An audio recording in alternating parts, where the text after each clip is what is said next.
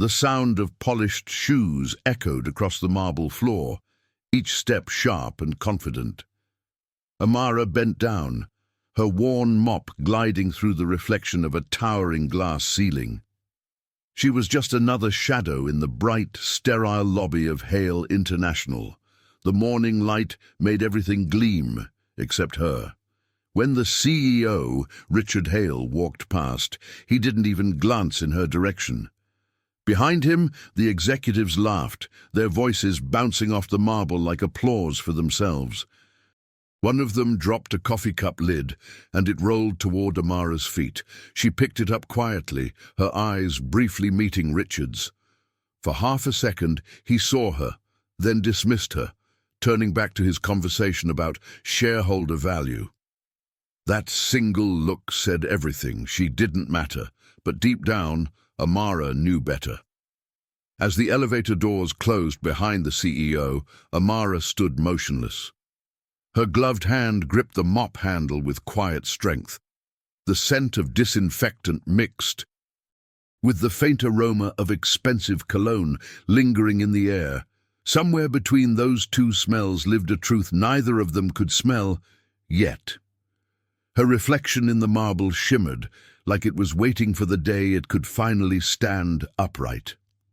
Before we go on, take a moment, hit the like button, subscribe for more stories like this, and tell me in the comments, from which part of the world are you watching this story?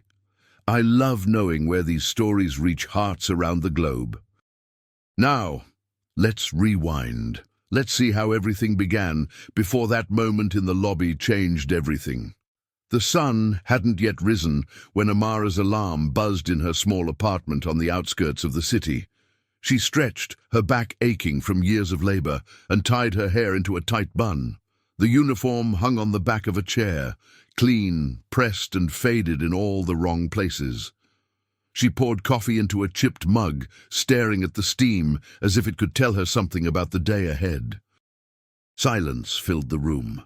Her bus ride to the city was long and cold. Condensation covered the windows, blurring the skyline into a grey watercolor. Around her, other workers dozed off, briefcases on their laps, earbuds in. Amara clutched her cleaning bag, her mind far from the chatter and the hum of the engine. She watched the buildings grow taller, richer, colder. Somewhere inside one of them, her destiny waited, disguised in dust. When she arrived at the company, the security guard nodded without really seeing her. The same nod, the same forced smile, every day. Amara passed through the turnstile and stepped into the vast lobby that would later witness her silent revolution. She placed her cart near the glass wall and began her morning routine. To her, every swipe of the mop was a meditation, every reflection a memory she couldn't yet name. By 8 o'clock, the office buzzed with voices, and the clatter of heels moved like a ghost among them, opening blinds, emptying bins, refilling paper towels. Conversations about bonuses and vacations drifted past her like smoke. No one noticed that she paused sometimes, watching the executives through the glass conference room. She wasn't eavesdropping. She was observing, measuring. When Richard Hale arrived, the atmosphere shifted, like gravity itself had entered the building. His tailored suit, silver cufflinks and watch screamed authority. He passed Amara again, phone to his ear, voice booming about profits and deadlines. For a moment, his reflection crossed hers in the marble floor. Two worlds touching, then separating again. He didn't realize that reflection would one day haunt him. Amara continued working, but her movements carried intention now, precision. She noted the way people greeted Richard, how they bent slightly when speaking to him. Power had a smell, she thought. It smelled like money and fear. And she wondered, as she wrung out the mop, how long it would take before they all learned that even the smallest hand can turn the tide. At lunch, she sat alone in the break room, eating from a plastic container. A group of interns laughed nearby, scrolling through their phones, barely noticing her presence. But one of them, a young woman named Sophia, smiled warmly and offered her an apple. "You work so hard," Sophia said softly. Amara thanked her, her heart softening for the first time that day. Maybe, just maybe, not everyone was blind.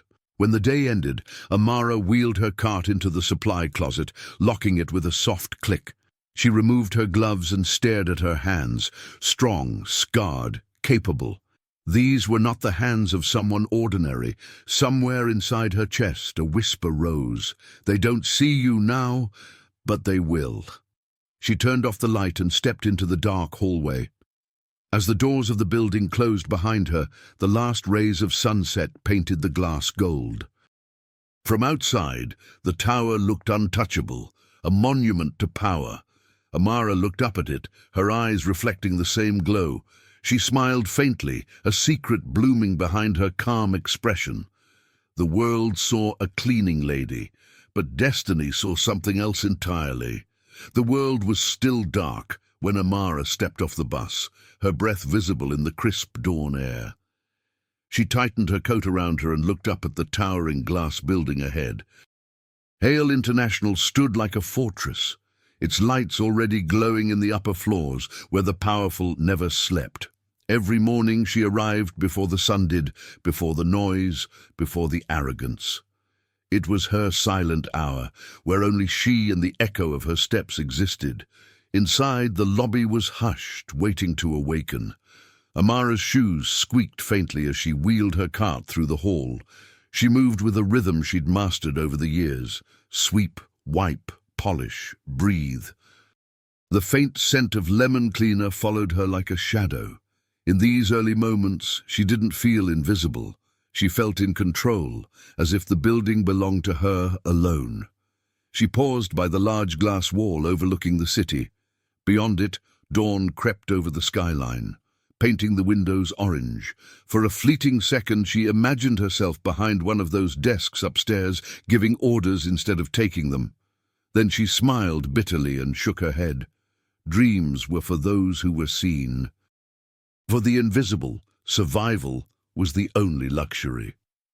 In the employee lounge, Amara refilled the coffee machines and lined up cups with precision. The television murmured softly in the background, repeating headlines about corporate scandals and layoffs.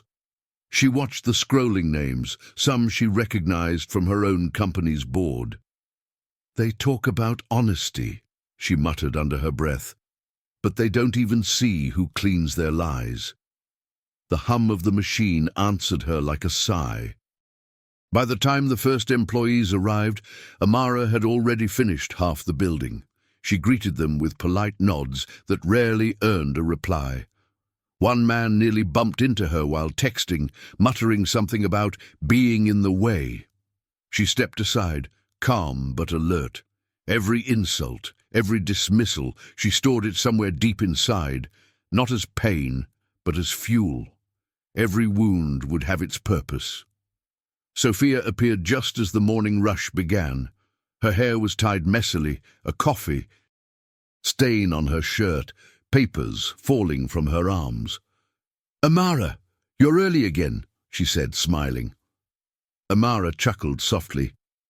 "Old habits," she replied, handing Sophia one of the papers that had fluttered away. The young intern thanked her, her eyes kind, unguarded. That small moment of humanity glowed like a candle in the sterile room. Later that morning, Amara found herself near the conference corridor, cleaning fingerprints off the glass doors. Inside, she could see the executives preparing for a meeting, Richard among them commanding attention with every gesture. She studied the room silently, memorizing faces.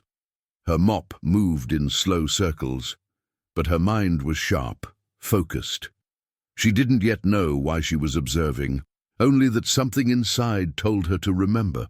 During her break, she sat by the service elevator, sipping lukewarm tea. She opened her old notebook, the one filled with little observations and numbers. Page 2. After page, coded notes described behavior, patterns, and inconsistencies in the company's management. To anyone else, it looked like nonsense. To her, it was a map, a way to find something she couldn't yet name, a truth still buried. As noon approached, she caught sight of Richard again, laughing with the finance director. The sound was loud, almost performative, bouncing off the polished walls. "Profit over people," he joked, and the others laughed too. Amara's jaw tightened. She wondered if any of them knew how fragile their empire truly was. She wondered how it would feel to be the one holding the mirror up to their hypocrisy. When the clock struck 12, sunlight poured through the atrium, flooding the marble in gold. Amara stood in that light for a moment, her reflection clear and sharp. "They think I'm invisible," she whispered to herself, "but I'm already everywhere." She picked up her mop again, her heart steady, her mind patient. Somewhere, beneath layers of polish and pretense, the truth was waiting to be revealed. The conference room smelled of expensive coffee and polished wood. Behind the frosted glass, the board members gathered around a sleek, oval table, their laughter cutting through the hum of air conditioning. Amara moved quietly along the hallway outside, a rag in one hand, a bucket in the other. Her reflection ghosted across the glass, invisible yet present. Through the thin barrier, she could hear everything. Richard Hale's voice carried effortlessly. "We've increased profits by 12% this quarter," he announced proudly, clicking through slides. The others clapped, eager to please him. "And next quarter," he added, smirking, "we'll reduce costs even further, especially by outsourcing maintenance.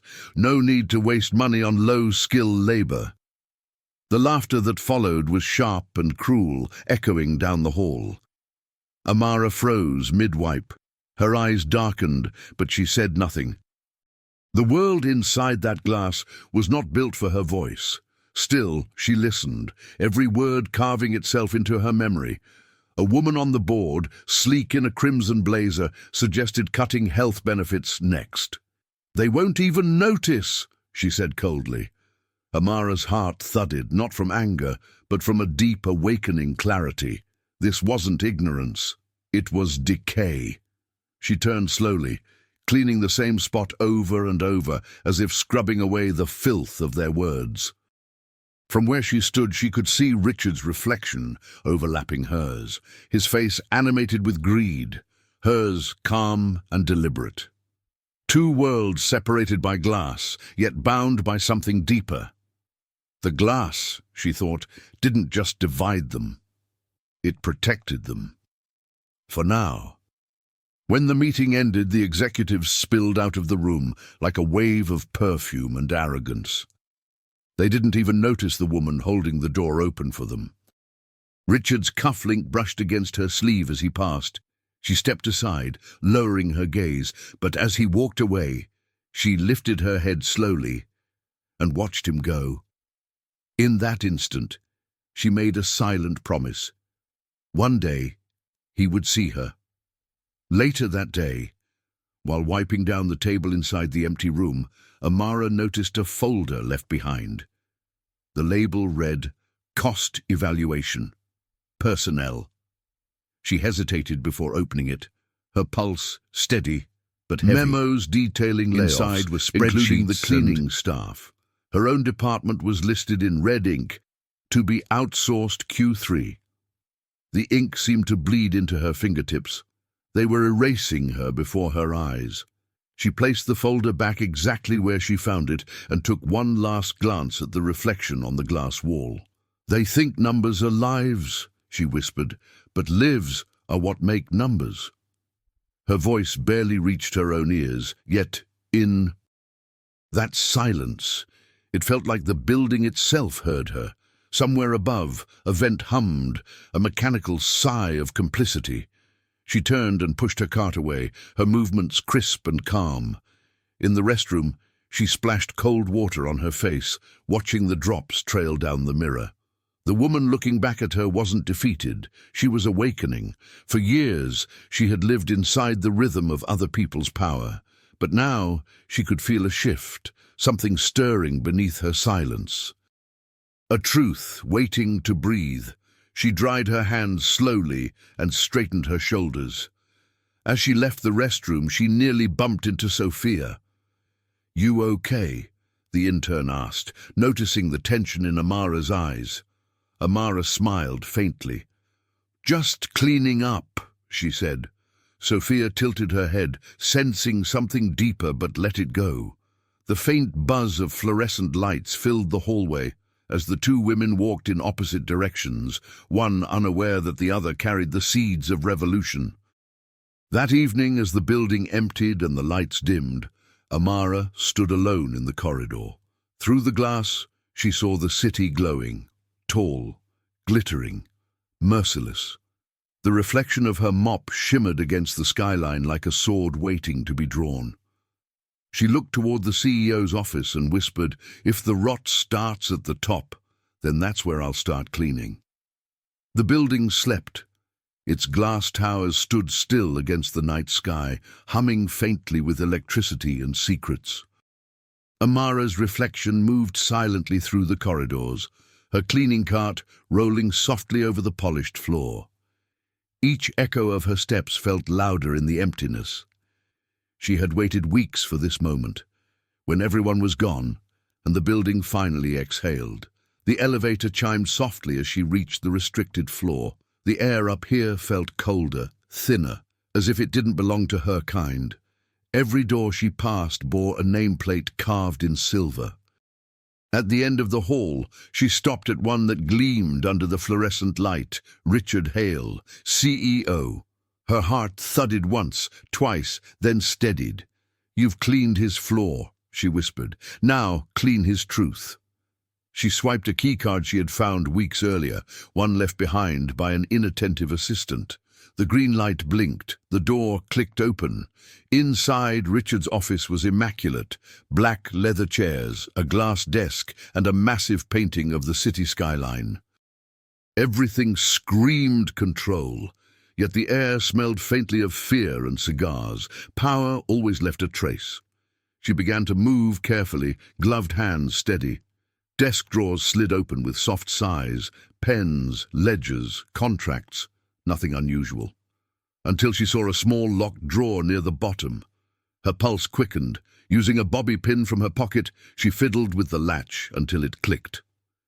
Inside lay a single brown folder marked in bold, "Inheritance, internal only." Her breath caught. She pulled the folder out and placed it gently on the desk. The paper was heavy, the edges worn with age.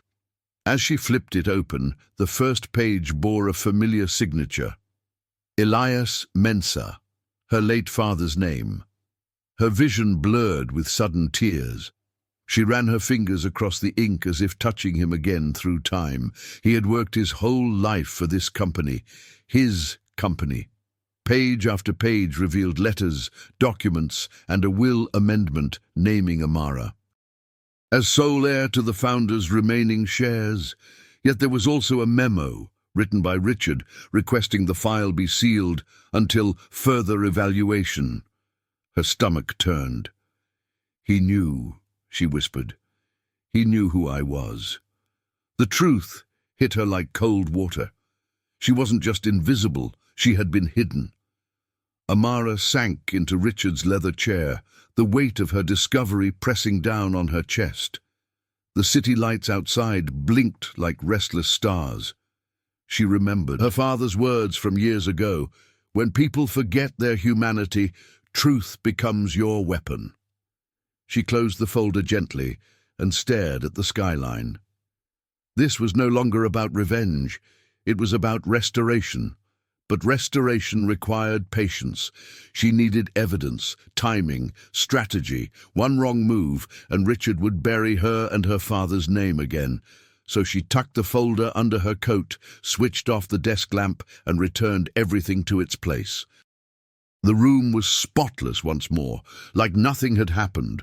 Only the air had changed. It carried a pulse now. As she stepped into the corridor, she caught her reflection in the glass door again. For the first time, it didn't look like a cleaning lady staring back. It looked like someone born of purpose. The shadows along the hallway seemed to whisper her father's name. She walked toward the elevator without looking back. The night belonged to her now. Outside, the wind brushed against her face as she exited the building. She looked up at the company logo, glowing against the dark sky. "You thought you erased me," she murmured, clutching the folder. "But you only polished the mirror." Her eyes hardened, glowing with resolve. The game had changed. Amara wasn't cleaning floors anymore. She was cleaning history. The restaurant was dimly lit, hidden behind a row of office towers that glowed like watchful giants. Amara sat in a back corner, her face half-shadowed beneath a simple hat. The air smelled of old wood and cigar smoke, the scent of men who thought themselves untouchable. From her seat, she could see Richard Hale at a table near the window, laughing too loudly. His arrogance filled the room like perfume. She sipped water and pretended to read a menu. A small recording device lay hidden in her purse, its red light dim and steady. The conversation between Richard and the man across from him began low, cautious. "We need to finalize the transfer before the quarter ends," the man said. His voice was slick, practiced. Amara's pulse steadied as she pressed record. Every word was a thread in a web she was spinning quietly. The lawyer leaned forward, his tone lowering. "If that inheritance document surfaces, we're finished. It names the girl, Elias Mensa's daughter." Richard scoffed. "The cleaning woman? That's impossible." The lawyer shrugged. "Paper doesn't lie." Richard's jaw tightened, a muscle twitching near his temple. Amara's grip on the tablecloth tightened. So it was true. He had buried her father's legacy knowingly. The waiter passed, refilling glasses, and Amara lowered her gaze. She could hear Richard's voice sharpen. "Destroy it, all copies. If anyone asks, say the shares were absorbed during the merger." The lawyer hesitated. "That's forgery, Richard." A pause. Then the CEO smiled coldly. His words cut through the haze like a blade. Amara's stomach turned, but her resolve only deepened. A burst of laughter drew attention from nearby tables.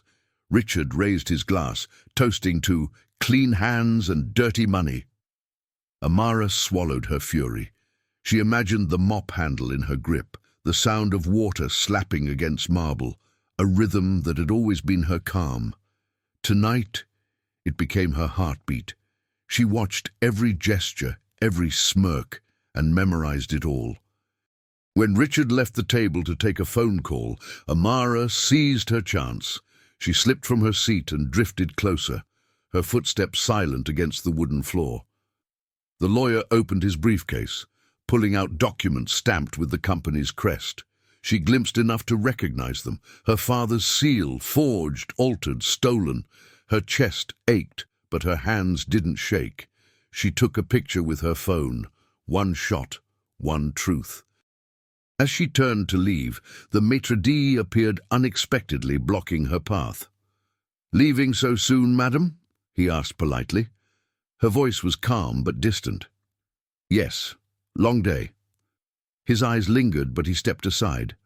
Amara felt every gaze in the room follow her as she walked toward the door, her pulse echoing with the beat of her steps. Shadows watched her, but none dared move. Outside, the night air was sharp and cold. She ducked into a narrow alley, pulling off her hat and breathing hard. The city buzzed around her, unaware that a storm had just been born in one of its quiet corners. She replayed the recording in her mind, every word, every confession, proof that could destroy him, proof she wasn't just a ghost in his empire anymore. A car passed slowly by the alley, its headlights briefly washing over her. For a moment she thought she saw the glint of eyes behind the tinted glass. Watching. Following. Her fingers tightened around the phone in her coat pocket. "Not tonight," she whispered, stepping back into the darkness. "You'll see me when I decide." The car rolled on. Amara walked home beneath the city lights, her silhouette blending into the night. Above her, the towers of Hale International shimmered. Unaware that their foundations were cracking, she clutched her bag close, the folder and recording safe inside. Tonight, she hadn't just gathered evidence, she had declared war. The next morning, sunlight spilled through the lobby windows like gold over marble. Amara moved slower than usual, her mind heavy with what she had recorded the night before. Every sound, the squeak of her shoes, the hum of the elevator, seemed louder, sharper, as if the world had changed overnight. She felt the weight of truth pressing against her ribs, yet on the surface she was calm, invisible as always. Sophia noticed first. "You okay?" she asked, catching up beside her near the service. "Closet." Amara forced a faint smile. "Didn't sleep much." Sophia hesitated, reading the exhaustion behind her eyes. "You look like you've seen a ghost." Amara closed the closet door quietly, her voice low. "Maybe I have." Sophia laughed nervously, unsure whether to push for more. Hours passed in routine motions, mopping floors, refilling supplies, carrying trash bags heavier than they looked. But Amara's rhythm was broken. Her thoughts replayed fragments of Richard's voice, the lawyer's warnings, her father's name whispered like a curse. Every motion felt purposeful now, like she was preparing for something larger than cleaning. She didn't yet know who to trust. At lunch, Sophia found her sitting alone behind the building near the loading dock, sipping tea from a thermos. "You've been quiet lately," Sophia said, sitting beside her. "Did someone do something to you?" Amara studied her for a moment. The young intern's face held no deceit, only curiosity and kindness. "You want the truth?" Amara asked softly. Sophia nodded, leaning forward. Amara opened her bag and showed her the small recorder. "Last night I followed Richard Hale." Sophia's eyes widened. "You what?" "I heard him plotting to erase something that belongs to me." Her voice trembled slightly. Sophia frowned. "You're serious." "Deadly," Amara whispered. "He buried my father's legacy, hung between them, heavy and electric." Sophia looked around nervously, lowering her voice. "If this is true, you need to go to the police." Amara shook her head. "Not yet. If I go now, it disappears, and like me, I need them all to see it, all at once." Sophia exhaled, torn between fear and admiration. "Then let me help." Amara blinked, surprised. "You'd risk your job for me?" Sophia smiled faintly. "I'd risk it for the truth." That night, they stayed late under the pretense of reorganizing supplies. Amara explained everything she'd found: the inheritance file, the forged documents, the plan to erase her father's shares. Sophia listened, eyes wide, absorbing every word. Together, they mapped out a plan. Find proof, gather allies, and expose Richard from within.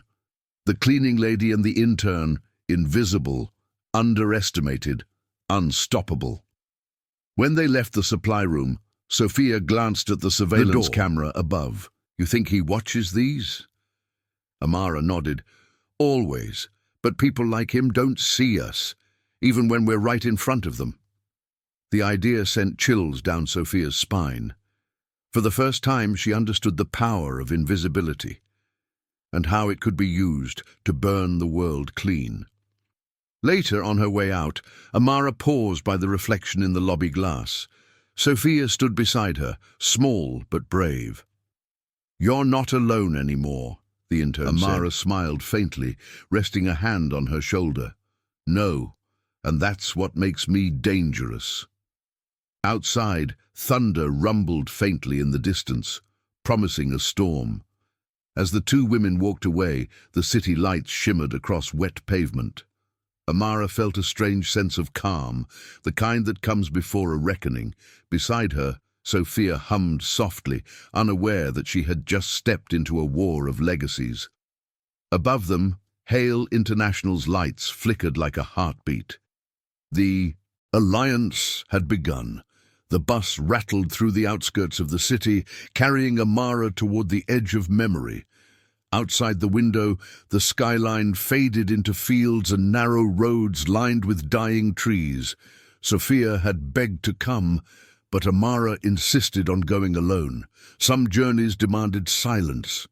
She clutched a small photograph of her father, edges frayed, eyes kind. The further she went, the heavier her heart became. When she arrived, the house looked smaller than she remembered. A weathered frame of wood and dust standing at the end of a dirt road. The paint had peeled away, like time itself had been clawing at it. Windows boarded, roof sagging, yard wild with weeds.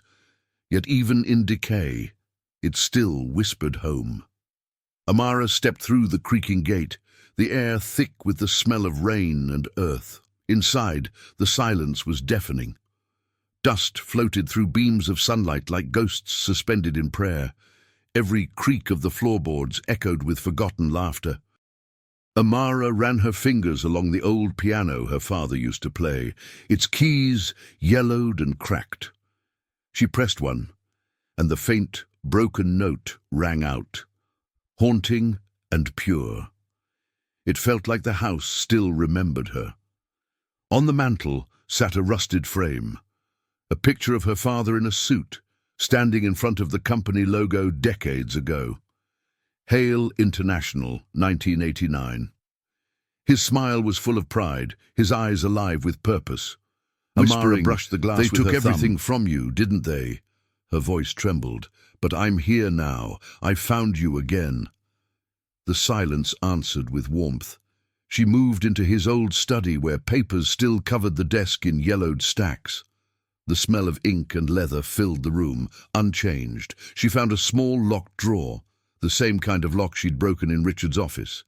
Using the same bobby pin, she pried it open. Inside was a single envelope addressed in her father's handwriting, "To Amara, when you're ready to see." Her fingers shook as she unfolded the letter. "My daughter, if you are reading this, then truth has finally found its time. You were never meant to serve. You were meant to lead. But leadership requires patience, and justice is slow. If they forget your name, make them remember your kindness. If they erase your face, let your integrity restore it." A tear slid down her cheek and fell onto the page. She sat for a long time, letting his words settle in her bones. Outside, wind rattled the windows, and thunder rolled across the fields. It was as if the world itself was listening. Her father's handwriting blurred through tears, but the message burned clear. She wasn't here by accident. Her life, her silence, her suffering, all had purpose. Every step had led her back to him. Amara stood and looked around the room one last time. She could almost see him. Sitting at the desk, glasses low on his nose, smiling softly. "Truth, my love," she imagined him saying. "It's the only thing worth cleaning." A faint laugh escaped her lips, half pain, half hope. She felt lighter, stronger. The past hadn't come to haunt her, it had come to arm her. She packed the letter into her coat and stepped outside into the rain. The sky had opened, pouring over the dry earth like absolution. Amara lifted her face, letting the drops mix with her tears. The photograph of her father pressed against her chest, as if protecting her from the cold. "I'll finish what you started," she whispered, "and I'll do it my way." As she walked back toward the road, lightning cracked across the horizon, illuminating her silhouette. Behind her, the house stood tall for a moment, alive again, proud. Ahead, the city waited like a sleeping beast. Amara's steps were steady, her purpose reborn. The past had spoken. Now it was time for the storm. Back at Hale International, the mood had shifted. Rumors swirled through the offices, whispers of missing files, unexplained logins, and security breaches no one could trace. Richard Hale stood by the glass window of his office, staring down at the city below. His reflection stared back, older, colder, and slightly afraid. "Find whoever's behind this," he barked into his phone. "I want eyes everywhere." The IT department worked late that night, combing through camera footage and access logs. On one of the screens, a blurred figure appeared, a woman in a janitor's uniform, moving silently through the restricted floor. "Probably a glitch," said the technician. Richard leaned closer, eyes narrowing. "Enhance it." But the image dissolved into static. He exhaled sharply. "Just a janitor," he muttered. "Forget it." His arrogance blinded him. Downstairs, Amara pushed her cart through the empty hallway, calm but alert. She had spent the week copying files, saving every trace of Richard's corruption to a hidden drive. Each click of her keyboard felt like pulling a trigger, quiet, precise, irreversible. Somewhere above, cameras rotated mechanically, scanning the halls. She moved between blind spots, with the grace of someone who knew every inch of the building's heartbeat. Sophia watched from the supply closet, heart racing as she monitored the feeds from a borrowed tablet. "You've got 2 minutes before security makes their round," she whispered through her earpiece. "Copying the last folder," Amara replied softly. The loading bar crawled across the screen like a slow heartbeat. 95%, 98%. Done. She ejected the drive, slipped it into her pocket and exhaled. "I'm out." But as she stepped into the hall, she froze. A guard stood at the end of the corridor, flashlight cutting through the dark. "Evening," he said casually. Amara forced a tired smile. "Just finishing up."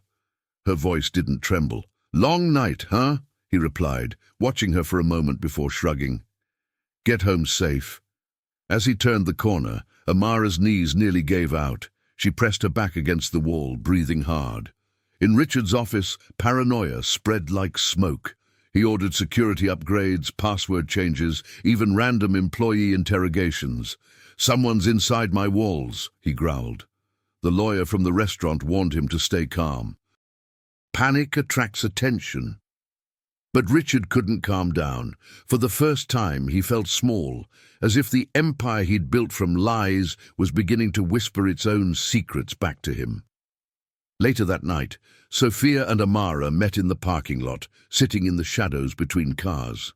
"He's getting desperate," Sophia said. "That makes him dangerous." Amara nodded. "Good.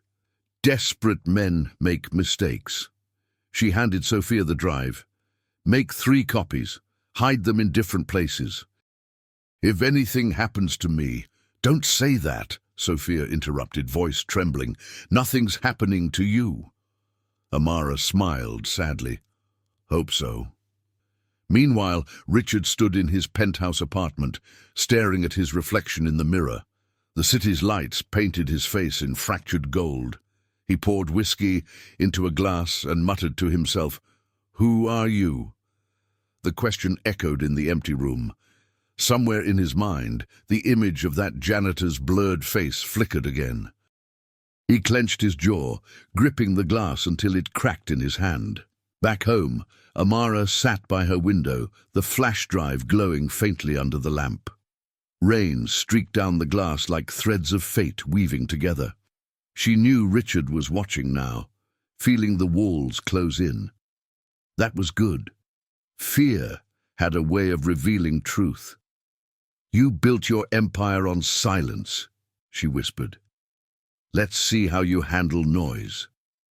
The storm outside rumbled in answer. As she turned off the light, her phone buzzed with a new message. No name, no number, just 6 words.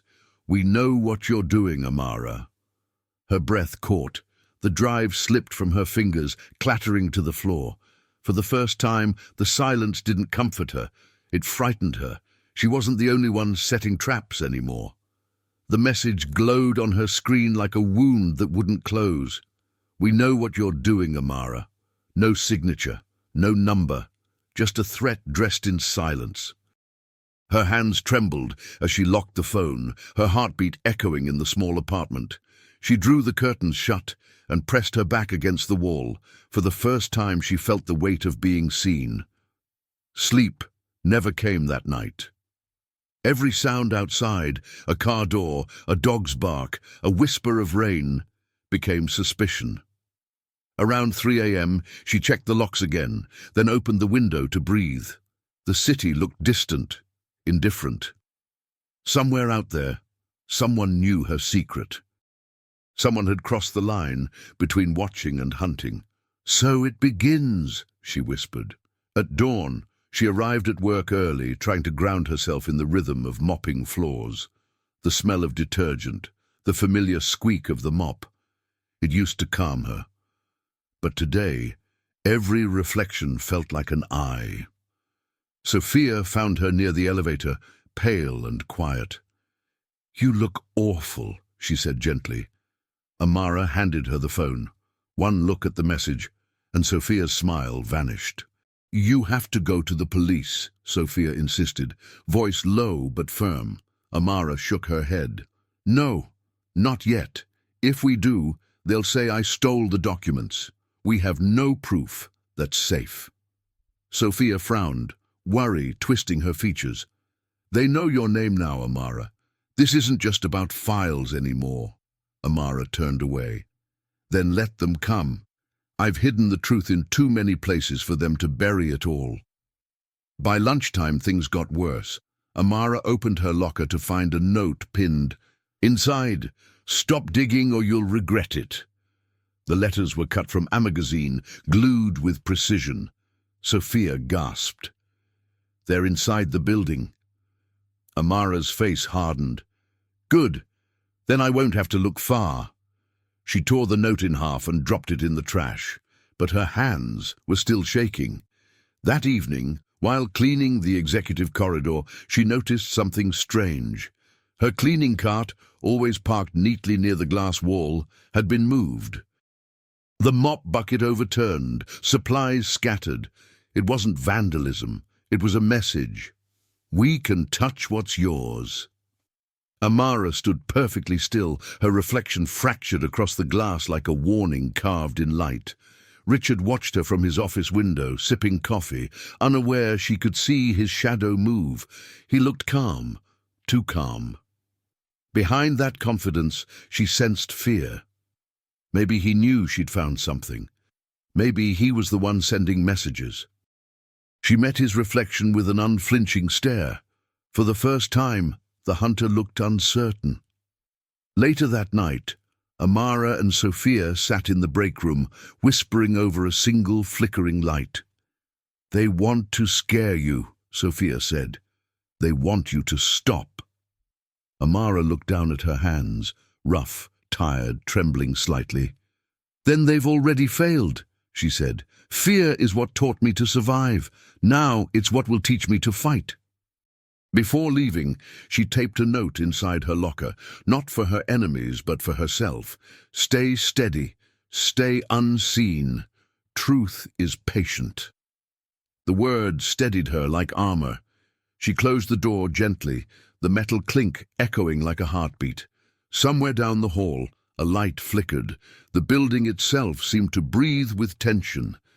As she stepped outside into the night, a black car sat idling across the street.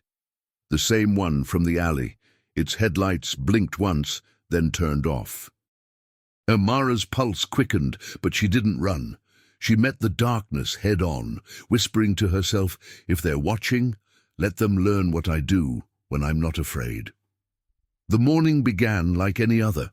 Fluorescent lights buzzing, the smell of coffee drifting through the air, yet something felt off.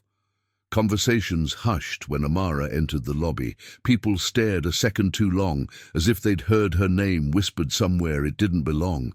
She ignored them, forcing her body into the rhythm of routine. But inside, her pulse thrummed like a warning drum. At her locker, an envelope waited. No stamp, no name, just her initials written in black ink. A.M.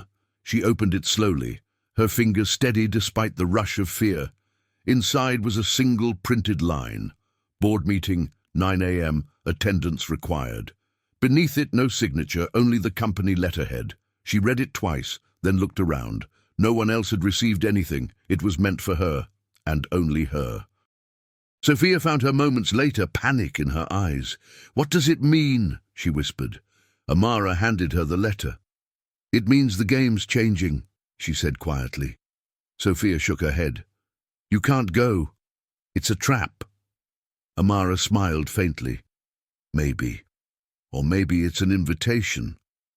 She closed the locker and straightened her uniform. "Either way, I'm done hiding." By 9 o'clock, the elevators gleamed like mirrors of judgment. Amara stepped inside alone, the sound of the doors sliding shut, echoing like fate sealing behind her. The floor numbers blinked upward, each one carrying her closer to the men who had erased her name. She looked at her reflection in the chrome, calm, composed, unbreakable. The invisible woman was walking into history. The doors opened to the top floor, where power lived in glass and silence.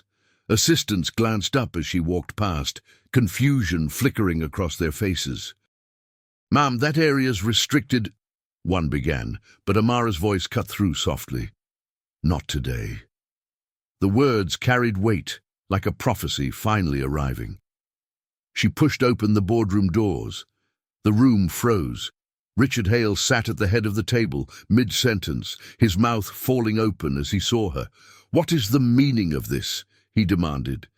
Amara stepped forward, mop in hand, uniform immaculate, gaze unwavering. "You called for a meeting," she said evenly. Murmurs rippled through the executives.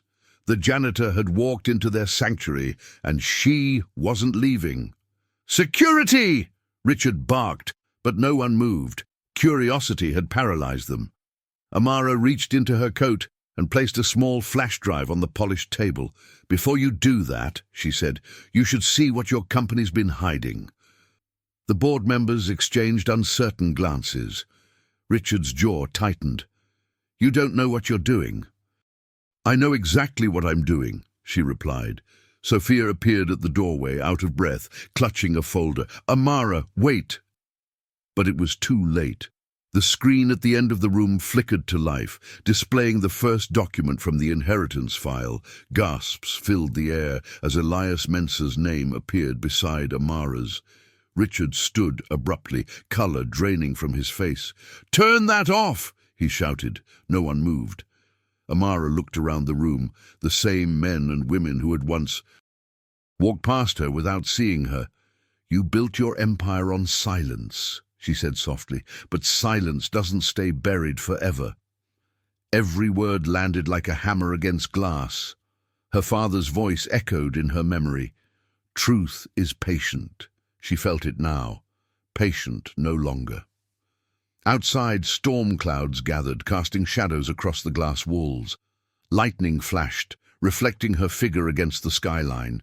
A woman who had been invisible, now standing at the center of power. "You wanted me in the boardroom," she said, her voice steady, resonant. "Well, here I am." For a long, suspended moment, no one breathed. The boardroom was a cathedral of silence, filled with the hum of the projector and the beating of hearts. Amara stood at the center, her posture calm but unyielding. On the screen behind her glowed the words, "Inheritance, internal only." Below it, her father's signature, the mark of truth that refused to die. Richard's eyes darted across the room, searching for an ally. "This is a mistake," he said, voice cracking slightly. "A forgery." But the tremor betrayed him. Amara's gaze didn't waver. "You've been saying that about people like me your entire life," she replied quietly, "that we don't belong in rooms like this." She pointed to the signature. "But my father built this room." The directors exchanged uneasy glances. One of them, a grey-haired woman, leaned forward. "Is this authentic?" Amara reached into her pocket and placed the original letter on the table, the one signed in her father's hand. The woman studied it, her expression softening. This is real." Richard slammed his fist on the table. Enough, he barked. She's lying. Then prove it, Amara said, her tone calm but cutting. She pressed a key on the laptop, and the next file appeared, a video recording from the restaurant. Richard's voice filled the room. Destroy it. All copies. It names the girl Elias Mensah's daughter. The board erupted, gasps, whispers, outrage, the sound of power cracking under truth. Richard's face turned pale as ash. You recorded me, he spat, his voice trembling between fury and fear. Amara nodded slowly. No, Richard, you recorded yourself. I just pressed play. The room buzzed with shock. Every pair of eyes that had once looked through her now locked on her with awe, disbelief, respect. The cleaning lady was gone. In her place stood the rightful heir. One of the younger board members whispered, "She's his daughter." Another nodded, and he tried to erase her. The whispers grew louder until the noise filled the room. Amara stood motionless, letting their realization breathe. I wasn't invisible, she said. You just refused to see me. Her voice broke slightly, not from weakness, but from release. Richard rose from his chair, his mask of composure crumbling. You think you can walk in here and take everything from me? Abi, he growled. You have no idea what this company requires. Amara met his glare evenly. It requires decency, and you sold that the moment you chose greed over people. Her words landed like thunder. The truth had teeth now. He tried to laugh it off, but his voice faltered. You're nothing but a cleaner in a costume. Amara smiled faintly. And yet, here I am cleaning up your mess. The room fell utterly silent. For a moment, even the storm outside lightning flashed against the glass, illuminating her face, strong, defiant, radiant. Sophia stepped forward, tears in her eyes. She's telling the truth, she said. I've seen the documents, I've seen everything. Her voice was small but steady, like a spark finding its flame. Richard looked around, realizing the tide had turned. His empire, built on lies, was collapsing, one truth at a time. Amara walked slowly toward him, her father's letter in her hand. You took his company, his name, his dream, she said softly, but you don't get to take his daughter. She laid the letter on the table between them. This ends today. Richard's breathing grew uneven, rage simmering beneath his fear. The battle lines were drawn. Richard's hand slammed down on the table, the sound like a gunshot. Get out! He roared. The projection screen behind him flickered, the evidence still glowing like a wound he couldn't erase. Amara didn't flinch. Around the table, the directors whispered, some disgusted, others afraid. The illusion of power was slipping through his fingers, and he could feel it. He turned to them desperately. You can't believe this nonsense. She's manipulating all of you. But the cracks were spreading. Then why did you seal the inheritance file? One director asked sharply. Why the recordings? His mouth opened, but no words came. His silence was louder than guilt. Amara's gaze remained locked on him, steady, merciless. Richard lunged for the laptop, but Sophia moved faster, blocking him. Don't touch it, she shouted, surprising even herself.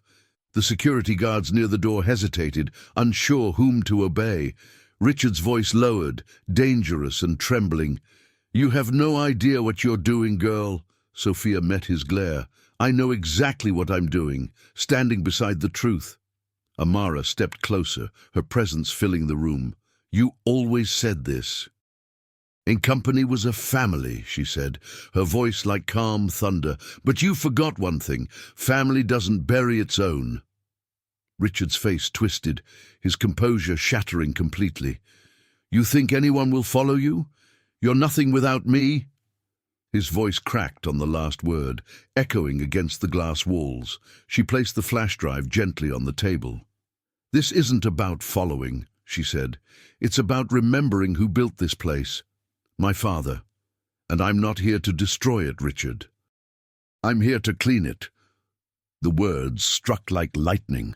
Even the storm outside seemed to roar in agreement, thunder rolling through the glass tower like applause. Richard's desperation turned to fury. He grabbed a glass of water and hurled it against the wall, the shards scattering across the floor. "You'll regret this," he hissed. Amara stared at the shards, unblinking. "That's the difference between us," she said softly. "You break what you can't control. I restore what you tried to destroy." The directors exchanged looks. Her words carried weight, truth, and something more. Authority. He took a step forward, invading her space. "Do you even know what it takes to run this empire?" he growled. "The deals, the politics, the blood."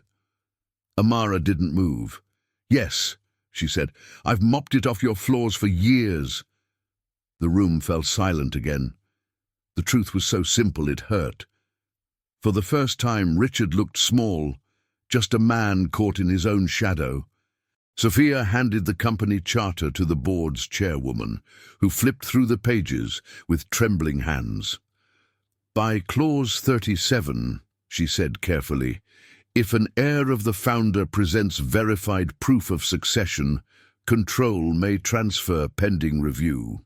The words cut through the room like a blade. Richard's knees nearly buckled. His empire was slipping, not through battle, but through justice. Amara looked around the table, her voice gentle but unshakable. "I don't want revenge," she said. "I want restoration of people, of purpose, of integrity." The directors nodded slowly, one by one, the tide turning fully in her favor. Richard looked at her like a drowning man watching the tide pull away. "You're not ready," he whispered. "Maybe not," she replied, "but neither were you." He lunged for the documents in a final, reckless move, but the head of security stepped in, gripping his arm. "That's enough, Mr. Hale." The tension snapped like a wire. The room was filled with the sound of his labored breathing, the hum of the projector, the faint thunder outside. Amara exhaled slowly, steady as stone. The confrontation was over, but the reckoning had just begun. The boardroom was silent, except for the low hum of the storm outside. Richard stood motionless as the head of security held his arm. His suit, once immaculate, now looked wrinkled and defeated. The room that had once echoed with his. Authority now pulsed with something new. Accountability. Amara watched him quietly, not with vengeance, but with calm inevitability. "Release me," Richard demanded, his voice hollow. "I built this company." His words cracked like glass. The chairwoman stood, her expression steady. "And you've poisoned it," she replied. "The vote will proceed." Around the table, hands lifted one by one. Confidence votes turned to dismissal.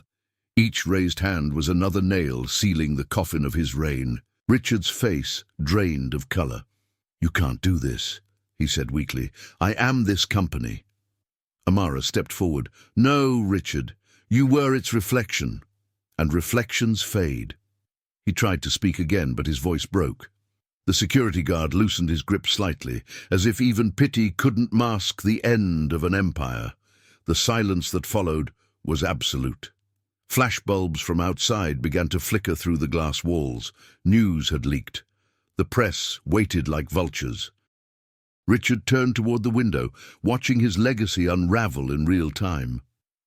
"They'll destroy everything I built," he whispered. Amara's gaze softened. "No, you destroyed it yourself. I'm just the one sweeping up the pieces." Her words cut deeper than anger ever could. Sophia walked to Amara's side, her voice low. "It's over," she said.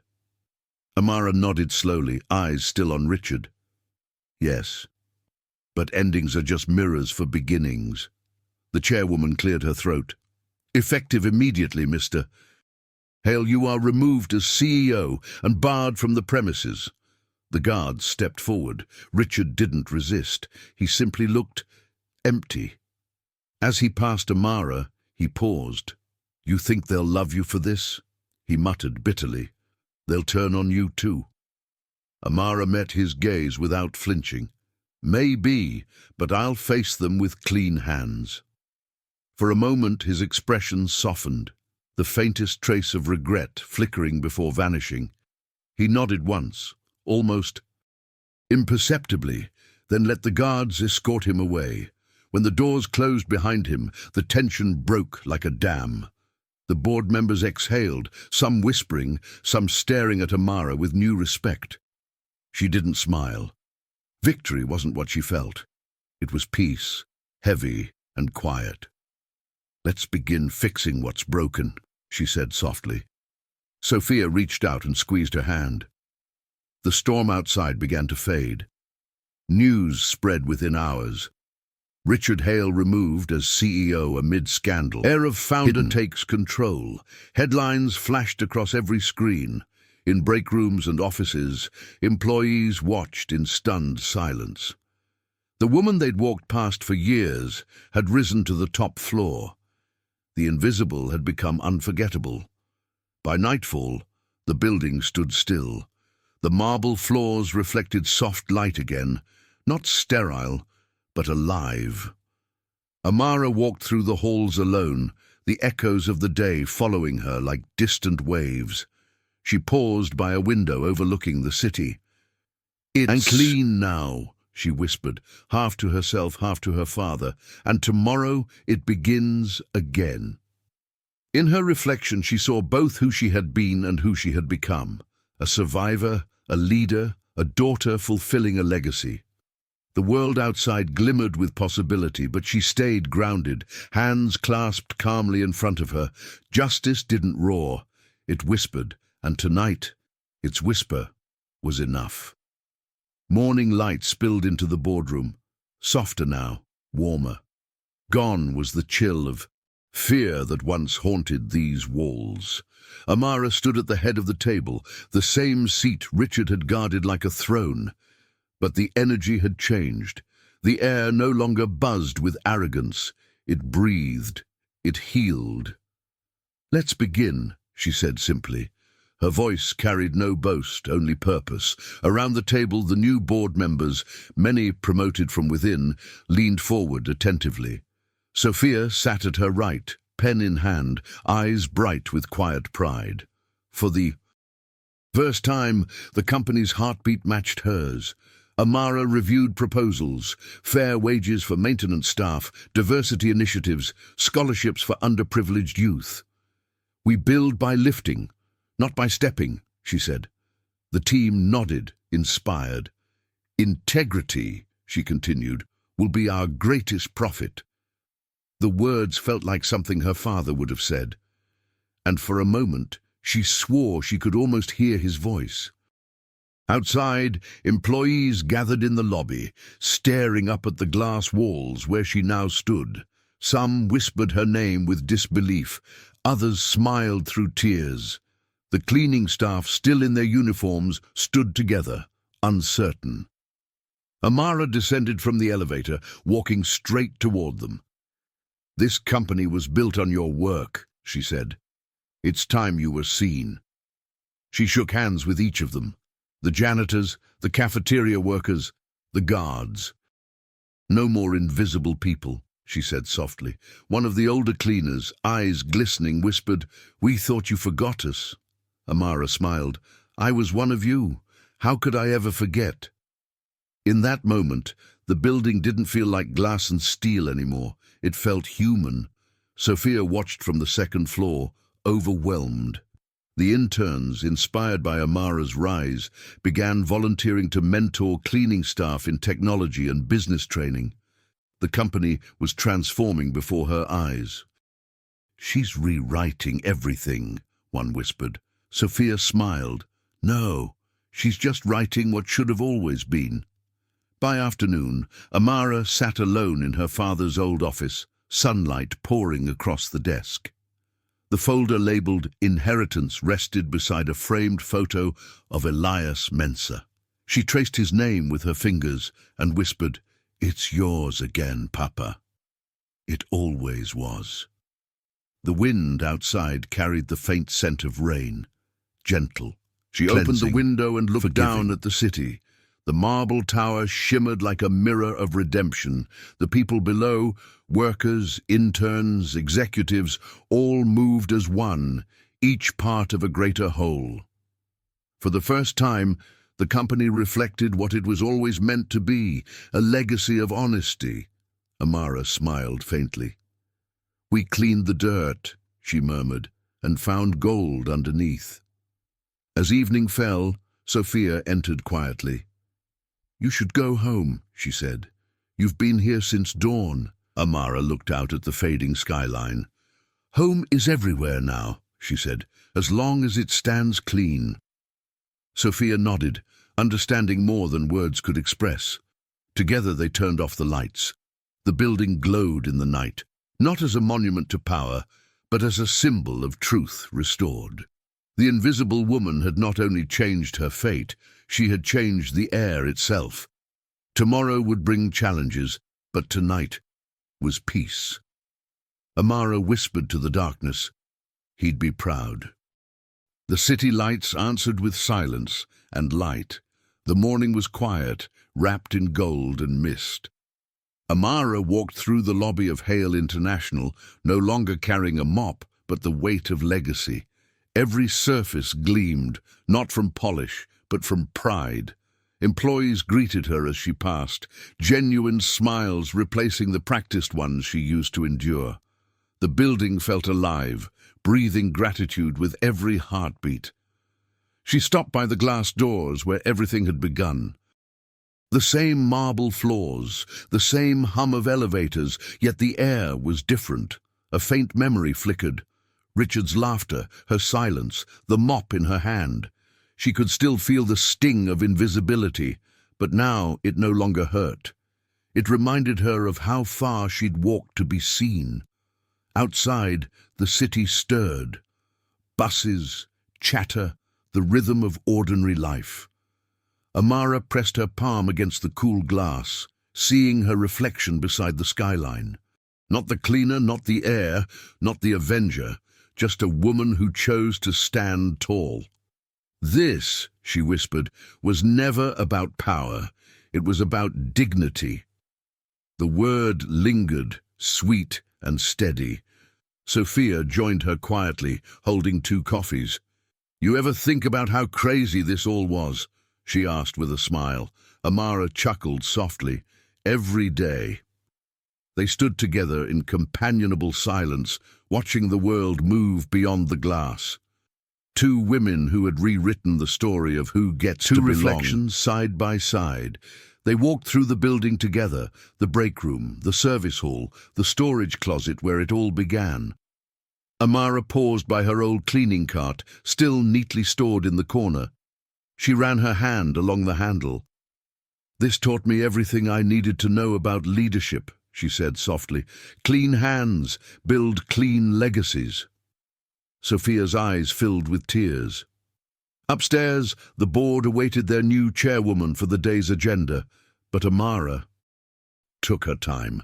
She wanted to see every corridor, every reflection, every piece of the world she'd reclaimed. It wasn't about control anymore. It was about stewardship.